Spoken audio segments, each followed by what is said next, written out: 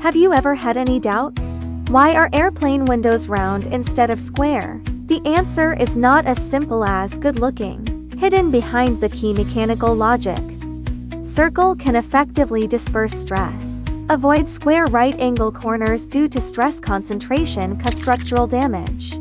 This ingenious stress management principle is equally significant in the field of architecture, especially when we are confronted with the tricky problem of bathroom water seepage, which has long plagued both property owners and construction parties. It happens to provide important cracking ideas. Bathroom seepage problem. In fact, it can be solved during the concrete pouring stage. During the concrete pouring process, traditional right-angle formworks tend to develop micro-cracks at the corners due to stress concentration. These cracks gradually expand during subsequent use, becoming water seepage channels, and causing the failure of waterproof layers and damage to decorative surfaces.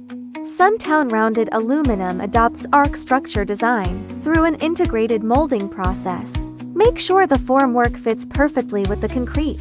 It effectively improves the quality of engineering construction, simplifies the installation process, reduces the consumption of materials and labor input, and achieves a reasonable reduction in construction costs.